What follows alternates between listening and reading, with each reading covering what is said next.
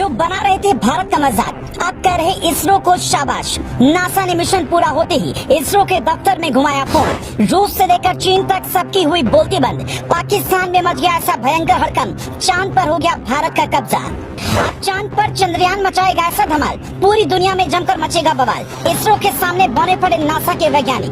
भारत एक गरीब देश है, भारत को चांद पर जाने का सपना छोड़कर अपने देश की गरीबी पर ध्यान देना चाहिए। भारत चांद पर कभी नहीं पहुंच पाएगा। भारत के लिए चांद पर पहुंच पाना केवल एक सपना रह जाएगा। ये शब्द भारत और इसरो के लिए तब कहे गए थे जब चंद्रयान 2 फेल हुआ था, लेकिन आज भारत ने पूरी दुनिया की बोलती बंद कर दी। चांद के साउथ पोल पर अपनी छाप छोड़ने वाला भारत एकलौता देश बन गया है, जिसे देखकर चीन से लेकर रूस तक सबकी बोलती बंद हो गई है। और पाकिस्तान में ऐसा भयंकर हड़कंप मचा हुआ है कि पाकिस्तान के लोग इसरो से तुलना करके अपने नेताओं की जमकर क्लास लगा रहे हैं। इतना ही नहीं, इस मिशन के पूरा होते ही इसरो को नासा से भी फोन आने लगे। चांद पर पहुंचने के बाद अब चंद्रयान 3 क्या करेगा और इससे आने वाले समय में भारत को क्या क्या फायदे होंगे, इसकी पूरी जानकारी आपको इस रिपोर्ट में आगे देंगे। लेकिन इससे पहले फिलहाल पूरे देश में चंद्रयान को लेकर क्या माहौल है, इस बारे में जान लीजिए।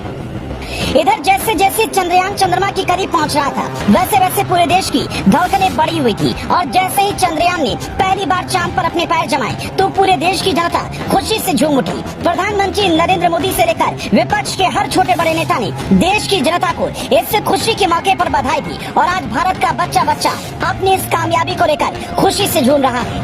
इतना ही नहीं, जब चंद्रयान 2 फेल हुआ तो पाकिस्तान और बांग्लादेश भारत का जमकर मजाक उड़ा रहे थे, लेकिन आज पूरे पाकिस्तान में केवल और केवल चंद्रयान 3 को लेकर चर्चा हो रही है। और पाकिस्तान की जनता भी भारत का लोहा मान रही है। चंद्रयान 3 के मिशन की सक्सेस के बाद अब चांद के साउथ पोल पर पूरी तरह भारत का कब्जा हो चुका है। भारत ये कारनामा करने वाला पहला देश बन चुका है। चंद्रयान 3 को लेकर जिस जगह पर लैंड कराया गया, वो हिस्सा चांद का साउथ पोल है, जहाँ पर सूर्य की किरणें बेहद कम पहुँचती हैं, जिसके चलते इसरो का मानना है कि इस जगह पर पानी बर्फ की फॉर्म में मौजूद हो सकता है। और इसकी जांच करके ये पता लगाया जा सकता है कि चांद पर ऑक्सीजन और बाकी गैसों की कितनी मात्रा है।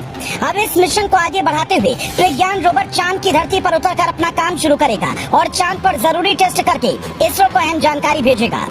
इस जानकारी से चांद से जुड़ी ऐसी कई चीजें पता चल पाएंगी, जिससे चांद पर आने वाले भूकंप से लेकर वहां पर मौजूद गैस और अन्य मिनरल्स की जांच होगी। इस जानकारी से चांद से जुड़ी ऐसी चीजें पता चल पाएंगी, जिससे चांद पर आने वाले भूकंप से लेकर वहां पर मौजूद गैस और अन्य मिनरल्स की जांच होगी।